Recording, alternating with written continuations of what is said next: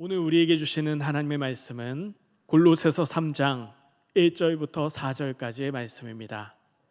신약 성경 326페이지 정도에 있습니다.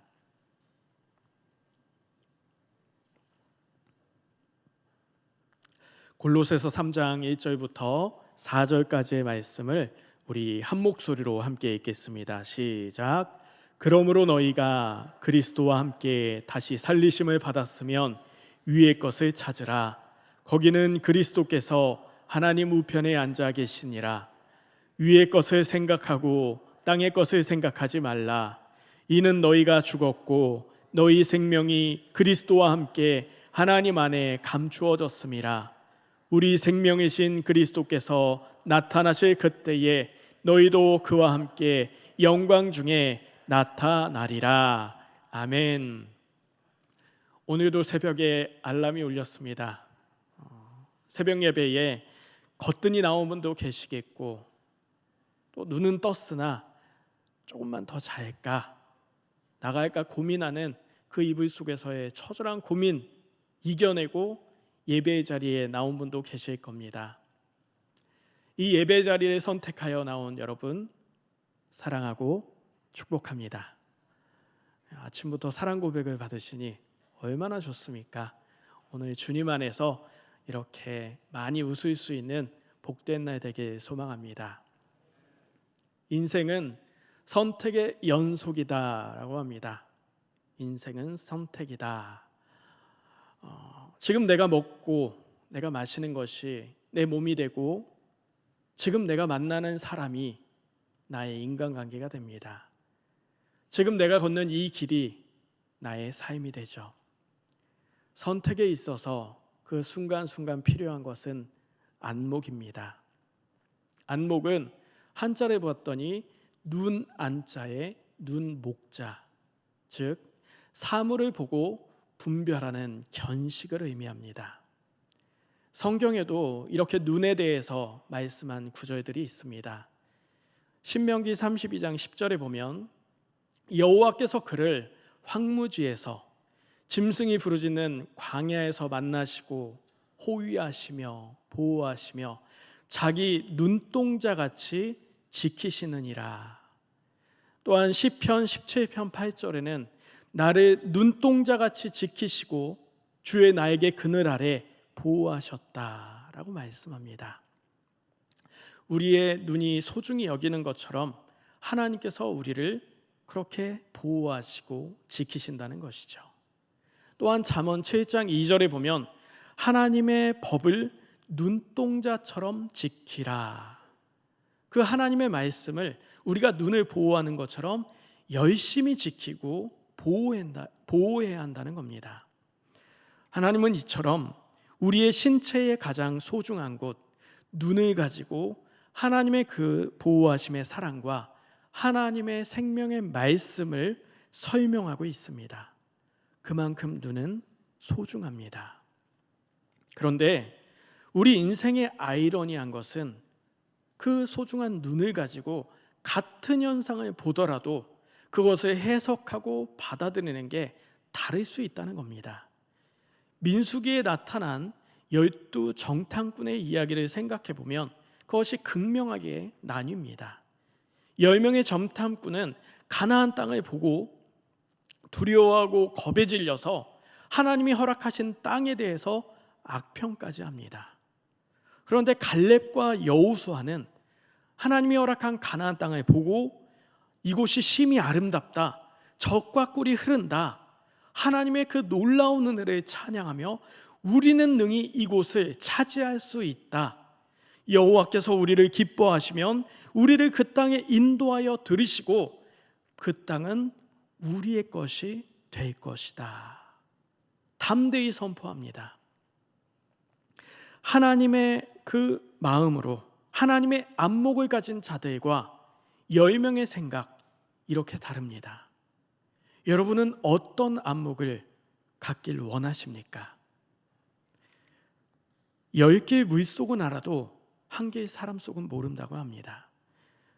우리에게 가장 어렵고 가장 중요한 안목은 사람을 바로 아는 그 안목이라 생각을 합니다.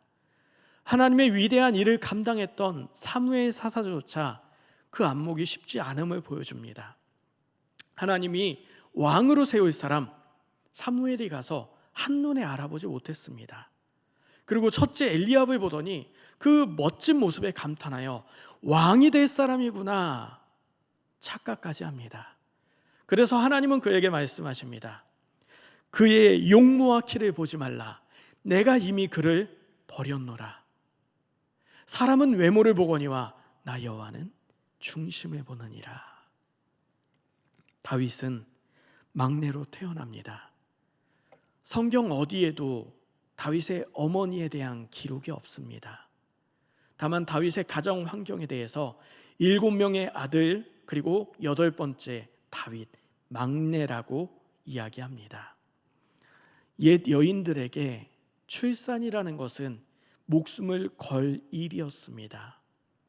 어려서부터 하나님을 의지하고 외로운 유년기를 보낸 다윗은 어쩌면 어머니의 따스한 손길을 경험해 보지 못한 그런 안쓰러운 그리고 가련한 아이였는지도 모릅니다.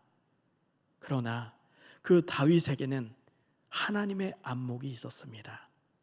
그 안목이 가장 적절하고 강하게 발휘되는 것이 바로 골리앗을 무찌른 일입니다. 실제로 다윗에게는 아무것도 없었습니다. 다만 그 다윗은 오직 하나님만을 바라보는 하나님의 안목이 있었습니다. 그래서 그는 그 장대한 골리앗 앞에 나아가면서 너는 칼과 단창을 의지하지만 나는 만군의 여호와 하나님의 이름을 의지하여 나아간다. 너희 블레셋 사람들 다 하나님이 나에게 붙이셨다. 담대히 선포하며 골리앗을 멋지게 무찌릅니다. 이와 반대로 안목이 없는 왕 사울, 그는 이스라엘의 첫 번째 왕이 되는 엄청난 은혜를 누립니다.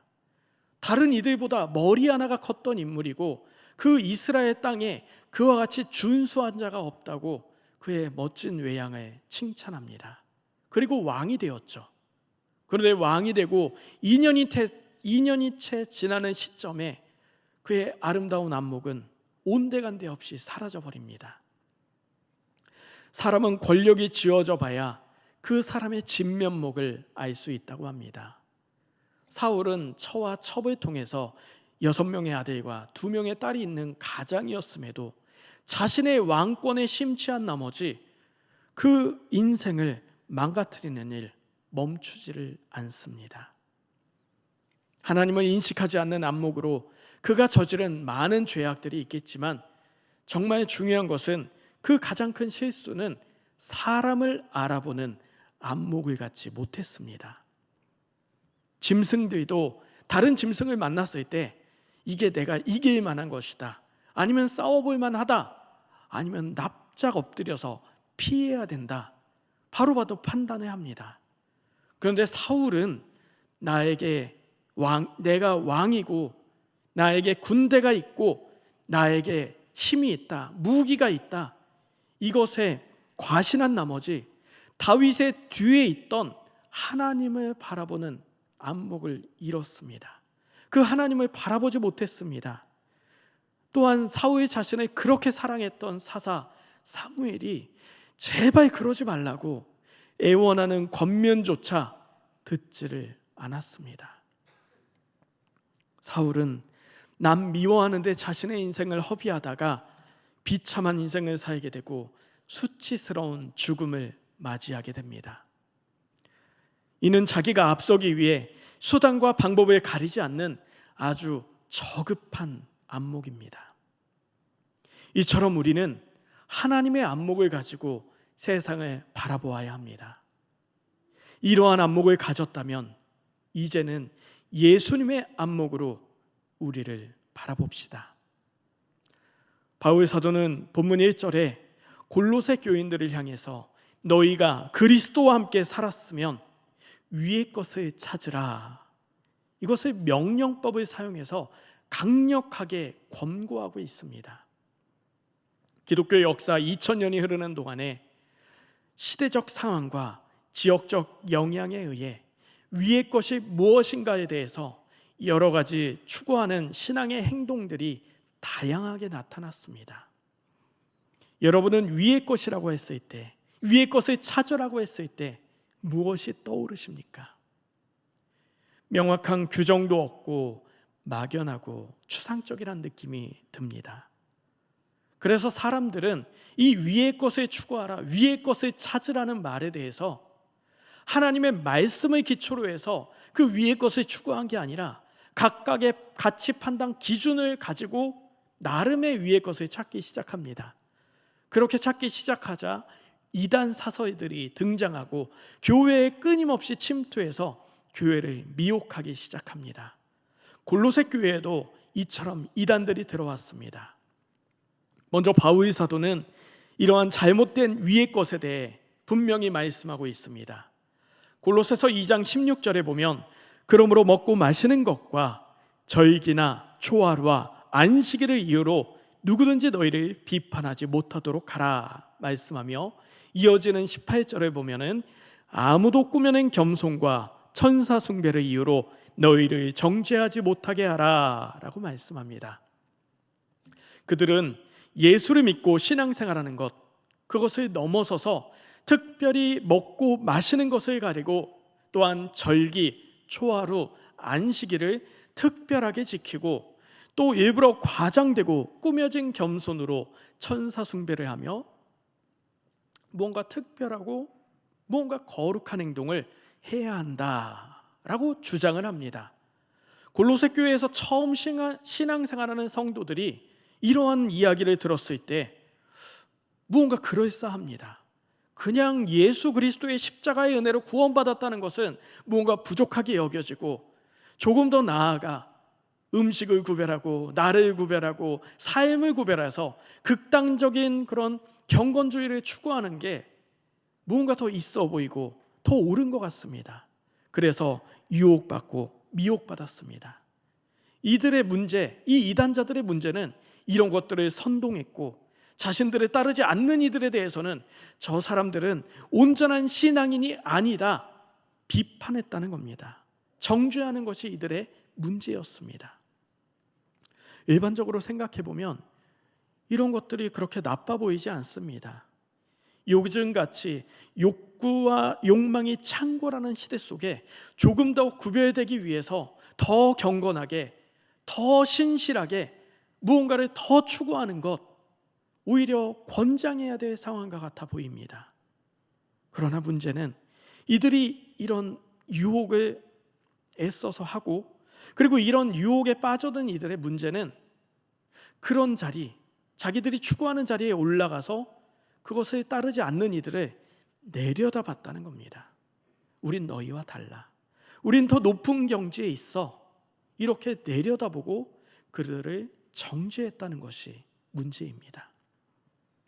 그런데 참 역설적인 것은 이런 신비한 신앙을 갖게 되면은 자신들은 육체적인 삶과는 상관이 없는 무관한 하늘의 삶을 살아간다고 주장하며 그 현실 삶의 바른 기준은 나와는 무관하다고 주장하고 오히려 더 비도덕적인 행동을 거리낌 없이 행하는 겁니다.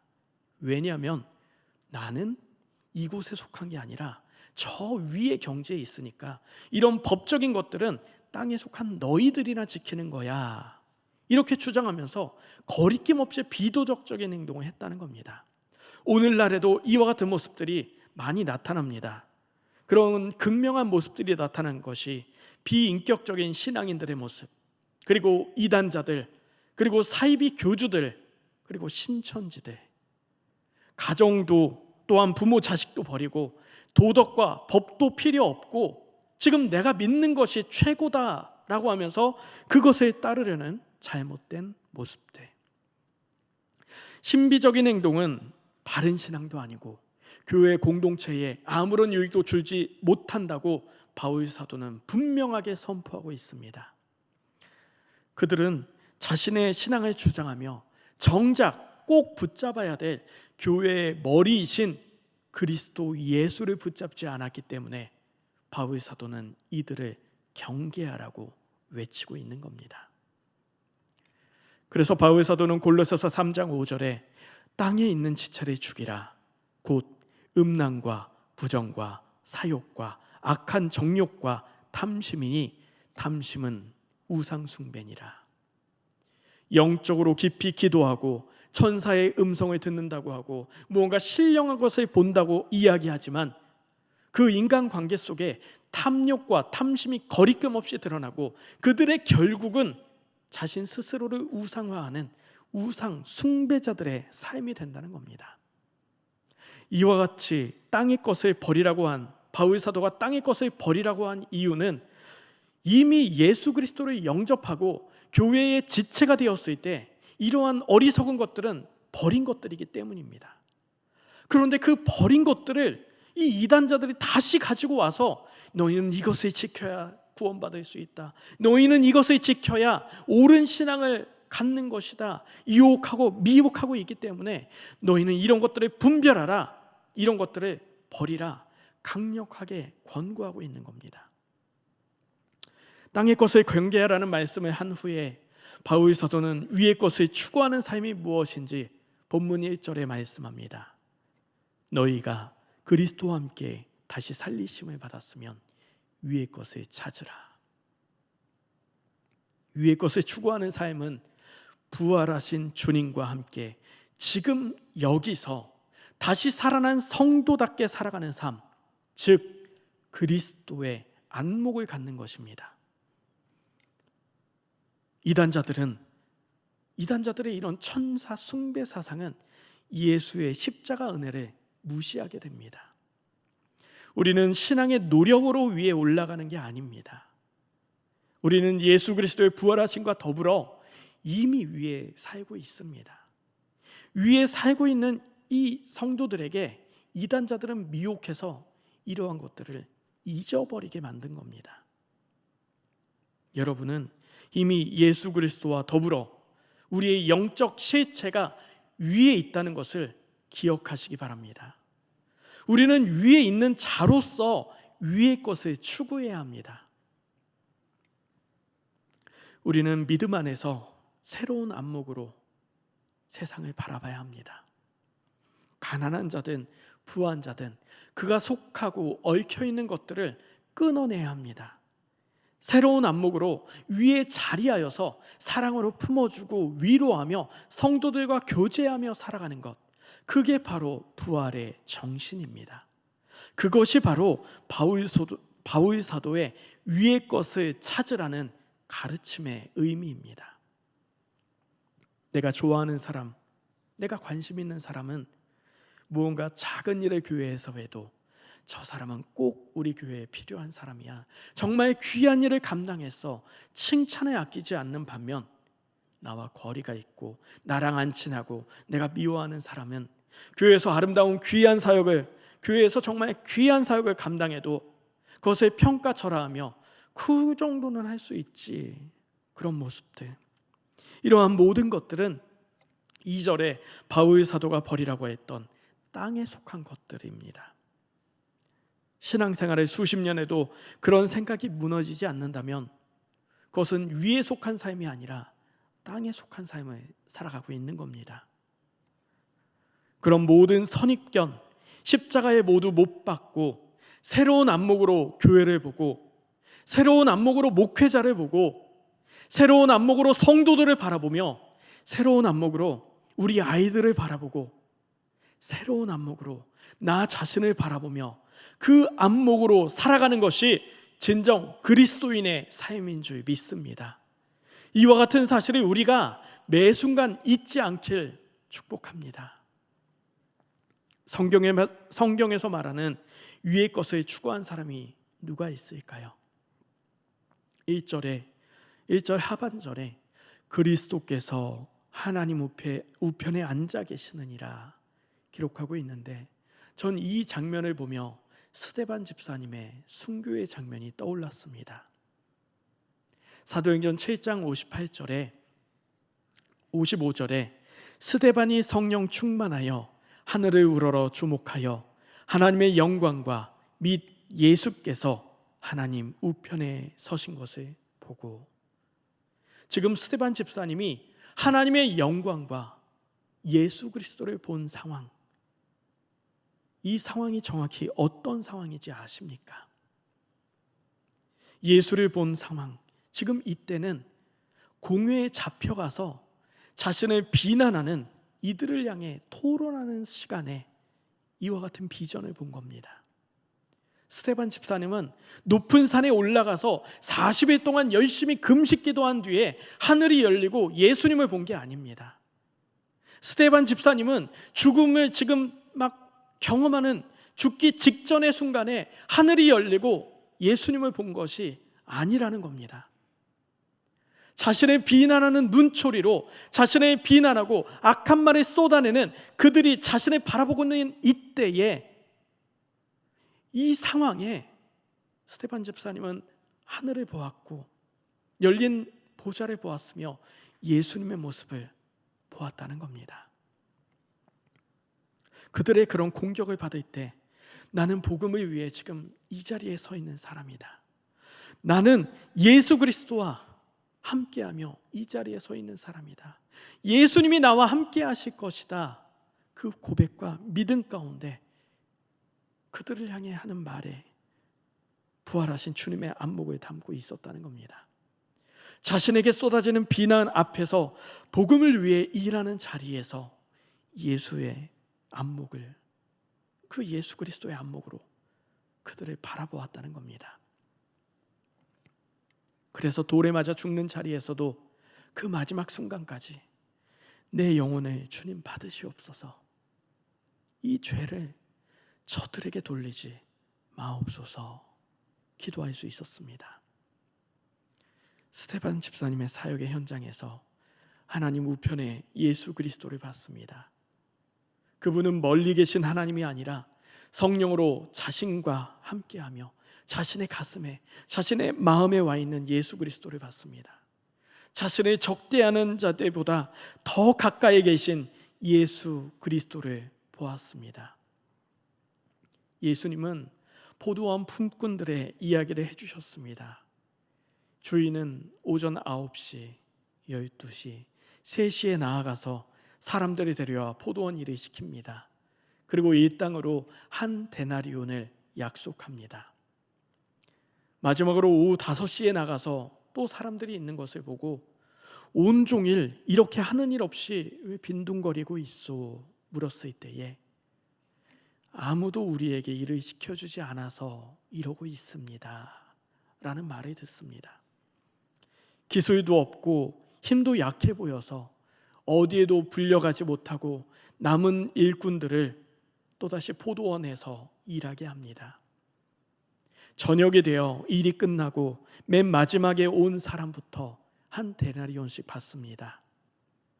그러자 맨 처음에 와서 일한 사람이 왜 1시간밖에 일하지 않은 사람과 온종일 일한 사람과 일당이 같느냐 불만에 토로합니다. 정말 맨 처음 온 사람과 이 맨 마지막에 1시간 일한 사람, 불공정한 대우를 받은 것 같습니다. 우리는 이 이야기에서 포도원 주인의 의도를 생각해 봐야 합니다. 이 주인은 포도원 일을 위해서 일꾼을 모은 게 아니라 일꾼들에게 일당을 주기 위해서 모았다는 겁니다. 일은 하고 싶어도 하지 못하는, 그러나 삶의 끈을 놓지 못해서 여기저기 기웃거리는 일꾼들에게 이 땅을 주기 위함이었다는 겁니다. 지금의 사회적 기업들이 이윤 추구의 목적보다 취업이 어려운 사람들에게 일자리를 주고 내일을 꿈꿀 수 있도록 운영하는 모습과 같은 모습이죠. 또 주목할 것은 우리 자신을 맨 먼저 온 일꾼이라고 착각할 때가 많다는 겁니다. 내가 먼저 온 일꾼의 입장이 되어 불평을 합니다. 드라마 속 주인공은 항상 내 자신을 몰입시켜서 열혈 시청자가 되는 것, 엄밀히 놓고 보면 나 자신을 모르기 때문입니다. 내가 제일 늦게 온 일꾼이라면 이런 불평을 할 수 있겠습니까? 우리가 일당을 받은 것은 예수님의 은혜입니다. 우리는 언제나 나의 나됨을 알아야 합니다. 너희 안에 이 마음을 품으라. 곧 그리스도 예수의 마음이니. 위의 것을 찾는 것은 어려운 것이 아닙니다. 그리스도의 안목이 있을 때 이루어지는 일입니다. 한쪽에서는 밥을 먹지 못해 굶주리고 있는데 다른 한쪽에서는 먹을 것이 넘쳐서 마음껏 먹고 살 빠지는 한약을 먹고 탄수화물을 분해하는 알약을 먹는 모습. 오롯이 자기 중심적으로 사용하는 물질, 시간, 인간관계가 과연 행복을 가져다 주겠습니까? 욕심으로 채워진 몸, 그런 정신은 염증을 낳을 뿐입니다. 하나님의 안목으로 세상을 바라보고 예수님의 안목으로 우리 자신을 바라봅시다. 그 안목으로 선택되어진 삶, 얼마나 아름다운 삶이 되겠습니까? 나의 주변의 모습들이 완벽할 수는 없지만 온전해지는 모습, 온전해지는 우리의 삶이 되길 주님의 이름으로 축원합니다. 기도하겠습니다. 우리 모두 하나님의 안목으로 세상을 보고 예수님의 안목으로 자신을 보는 참된 신앙이 되기 위해 주님의 이름만 부르고 간절히 기도하겠습니다.